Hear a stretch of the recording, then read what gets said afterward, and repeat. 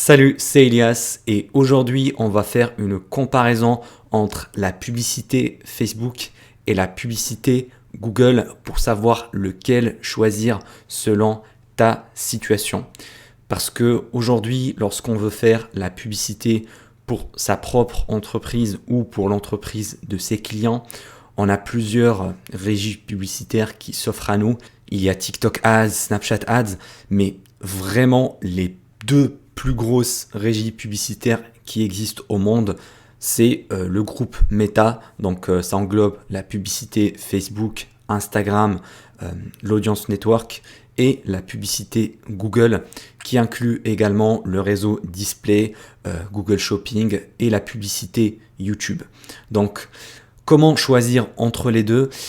Eh bien, aujourd'hui, je vais vraiment te partager mon point de vue sur le sujet et je vais te donner tous les apprentissages que j'ai pu avoir parce que dans mon agence marketing, j'ai accompagné plus d'une centaine de clients sur leur publicité Facebook et leur publicité Google et j'ai pu tirer énormément d'enseignements. J'ai eu des publicités qui ont complètement foiré, des publicités qui ont eu un retour sur investissement énorme. Donc ça va vraiment être le fruit de ma propre expérience dans le domaine.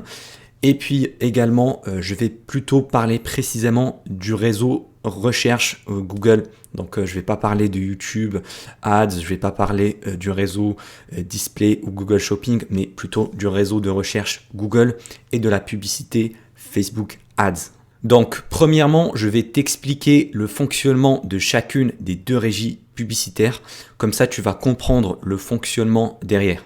Alors avec la publicité Facebook et Instagram, on va pouvoir cibler une certaine typologie d'audience, soit avec des intérêts, soit avec des informations démographiques. Par exemple, l'âge, le sexe, la situation géographique, etc. Parce que Facebook et Instagram vont pouvoir recueillir des informations sur leurs utilisateurs. Imaginons quelqu'un est intéressé par les chiens, il like des posts sur les chiens, il commente sur ces posts-là. Eh bien, Facebook va le mettre dans la catégorie des intérêts chiens. Comme ça, par exemple, si on a un produit pour les chiens qu'on veut vendre, eh bien, on pourra cibler directement cet intérêt-là. Également, les annonces qu'on va lancer sur Facebook vont être des publicités visuelles. Ça va être basé sur une créative avec un petit peu de texte également. Mais le plus gros travail, c'est surtout au niveau du visuel, soit l'image, soit la vidéo, soit le carrousel. Donc ça doit être un visuel impactant pour accrocher l'attention de notre prospect. Contrairement à Google, où ça va être juste des annonces sous format texte. Donc là, je parle bien sûr du réseau recherche de Google.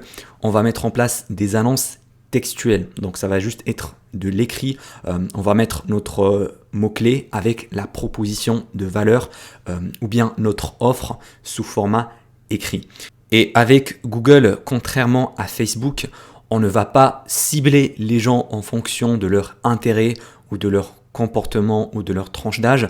On va plutôt les cibler selon la requête qu'ils ont émise sur Google. Par exemple, si je tape sur Google acheter une caméra, eh bien je vais avoir plusieurs annonces Google Texte qui vont remonter sur le réseau de recherche. Donc c'est ça vraiment la principale différence entre les deux. C'est-à-dire que sur Facebook, on va être plutôt intrusif. C'est-à-dire qu'on va essayer de montrer notre produit ou notre service à une personne qui n'a pas montré un intérêt. Peut-être elle a un comportement qui va coller à notre avatar client cible, mais elle n'a pas vraiment explicitement montré sa volonté. Contrairement à Google, c'est des prospects qui sont beaucoup plus chauds, qui sont vraiment dans le besoin parce qu'ils ont tapé la requête. Moi, par exemple, si je tape sur Google plombier Marseille, c'est que j'ai un problème avec ma plomberie et que j'ai besoin d'aide immédiatement. Donc, c'est un besoin urgent. Ou bien si je tape acheter une caméra, ou bien si je tape acheter une machine à laver, c'est pas pour m'amuser, c'est que j'ai une intention derrière de l'achat. Donc, c'est beaucoup plus facile de convertir des prospects qui viennent par Google que par Facebook. Donc le trafic de Google est plutôt qualifié contrairement à celui de Facebook. Et c'est là d'où vient la grosse différence entre ces deux régies-là. Maintenant, il faut faire très attention. Je ne dis pas que Google est mieux que Facebook. Loin de là, Facebook Ads est également hyper rentable. Aujourd'hui, j'ai des clients avec qui on a des ROAS de 20, de 30 avec Facebook Ads, ce qui est quasiment impossible avec Google. Donc, chaque régie a des avantages et des inconvénients. Tu vois, avec Google, l'avantage, c'est qu'on va cibler des gens qui ont émis une requête, donc qui sont dans le besoin. Mais le gros désavantage avec Google, c'est qu'on est très limité au niveau du volume de recherche. Donc, le nombre de personnes qui vont taper la requête est très limité. Ça peut être quelques centaines, voire quelques milliers par mois. Donc, on ne peut pas scaler avec Google. Contrairement à Facebook Ads où on peut scaler à l'infini parce que les audiences sont juste énormes. Donc si on va cibler sur un niveau local, Google va être très limité, surtout dans les campagnes. Si tu veux vendre un produit ou un service dans une toute petite ville, eh bien tu vas avoir un très faible volume de recherche. Dans ce cas-là, ça sera plus judicieux de rajouter également Facebook Ads pour cibler quasiment la totalité de la petite ville ou du village. Par contre, ce problème-là se pose beaucoup moins dans les grandes villes comme Paris parce que le volume de recherche est assez élevé. Et puis, l'inconvénient de Google, c'est le coût. Le coût par clic, ça peut être très élevé s'il y a une grosse concurrence. Par exemple, pour les plombiers à Paris, il y a une énorme concurrence sur les enchères du coût par clic. Donc, ça peut coûter très cher comparé à la publicité Facebook. Donc, il n'y a pas vraiment un qui est meilleur que l'autre, mais tu dois choisir celui qui va convenir à ta stratégie. Et dans le meilleur des cas, combiner les deux. Comme ça, tu vas profiter des avantages sans avoir les inconvénients de l'autre. Je te donne un exemple.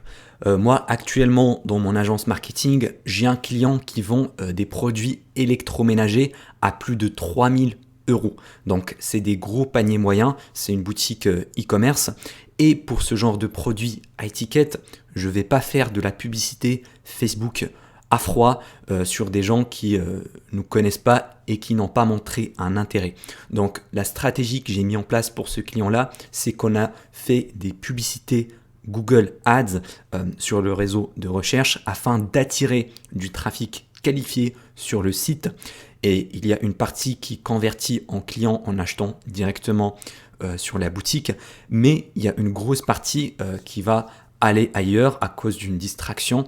Et dans ce cas-là, je vais la retargeter avec la publicité Facebook et Instagram parce que mon pixel est déjà installé sur le site. Donc, j'utilise Google pour attirer du trafic hautement qualifié et ensuite, je vais le retargeter sur Facebook et je le retarget également avec Google Display. Et ensuite, ce que j'ai fait, c'est que j'ai créé des audiences similaires sur Facebook en se basant sur les ajouts au panier et les check-out, donc les achats sur le site. Comme ça, je pourrais trouver des audiences qualifiées sur Facebook que je pourrais cibler également. Donc, vraiment, le meilleur moyen, c'est de faire travailler les deux en synergie. Surtout si tu veux vendre un produit qui est très cher. Maintenant, entre Facebook Ads et Google Ads, lequel faut-il privilégier pour l'acquisition de trafic à froid ? Eh bien, ça va dépendre des cas. Je t'invite dans un premier temps de bien étudier ton avatar client, savoir quelle est la typologie de la personne que tu veux cibler. Si on peut trouver des intérêts facilement qui sont assez ciblés, eh bien dans ce cas-là, il faut privilégier Facebook Ads.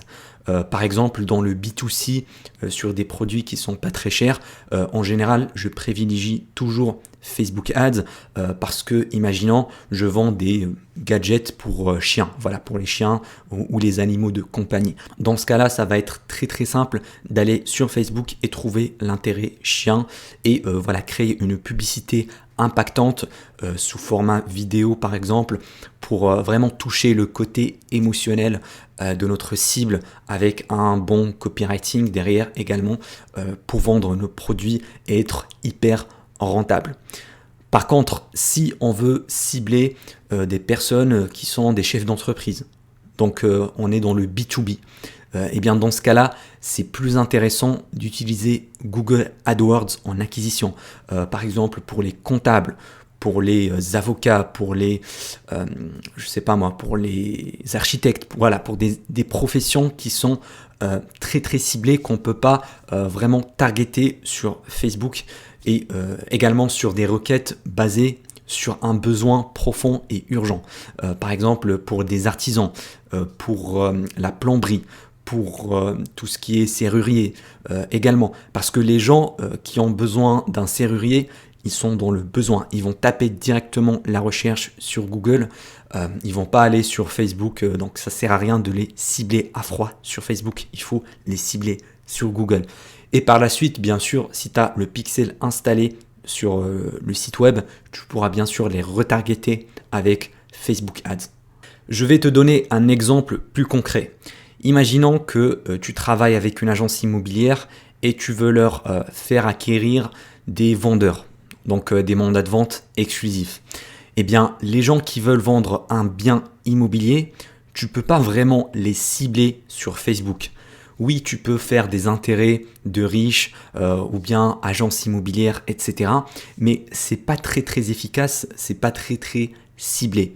Par contre, si tu fais une publicité Google Ads sur les mots-clés agence immobilière, estimation immobilière, estimer mon appartement, etc. Eh bien, tu vas avoir des prospects hyper qualifiés parce qu'ils ont tapé la requête sur Google et ils ont cliqué sur ta pub et ils ont atterri sur ton tunnel de vente, ils ont mis leurs informations pour être recontactés derrière par un agent immobilier. Donc, dans le cas des agences immobilières, c'est plus intéressant d'utiliser Google que Facebook. C'est pareil également pour les avocats, pour la niche des architectes, pour la niche des comptables, des notaires, etc. Pour toutes ces professions-là où c'est hyper compliqué de cibler leur avatar client, eh bien, il faut toujours privilégier Google pour acquérir du trafic froid qui est hyper ciblé, qui est hyper qualifié. Et par la suite, si tu as un pixel installé sur le site web, tu pourras également faire de la pub Facebook en retargeting pour exploser tes résultats. Franchement, pour ma part, c'est la meilleure stratégie qui existe. Et en plus, tu peux même aller plus loin en créant des audiences similaires ou des lookalikes sur Facebook en se basant sur le trafic que tu as acquis avec Google. Donc, tu peux faire des lookalikes sur les visiteurs du site, sur les prospects, etc. et cibler ces audiences froides sur Facebook. Comme ça, tu vas gagner énormément de temps et tu vas avoir des profils beaucoup plus intéressants qu'avec des ciblages par intérêt. Donc, j'espère que tu as compris un petit peu l'idée générale, c'est que il faut pas trop se limiter sur un seul canal. Donc, si tu fais que du Google Ads, eh bien, tu vas perdre tout le potentiel de retargeting de Facebook. Et si tu fais que du Facebook, tu vas perdre l'intérêt ou bien l'avantage d'avoir du trafic qualifié. Donc, à mon avis, il faut utiliser les deux. Par contre, si tu veux choisir qu'un seul, eh bien, ça va dépendre de ta situation. Si tu es dans le B2C, Facebook, c'est le meilleur. Si tu es dans du B2B ou dans des trafics ou des cibles qui sont basées sur la recherche, eh bien, Google, c'est la meilleure solution. Et enfin, tu trouveras un cadeau offert dans le premier lien en description. C'est une étude de cas totalement offerte qui te montre comment j'ai monté une agence à 10 000 € par mois et comment j'ai fait pour devenir libre financièrement. Donc j'espère que tu as kiffé la vidéo. N'hésite pas à me laisser un petit like si c'est le cas. C'était Elias. À la prochaine.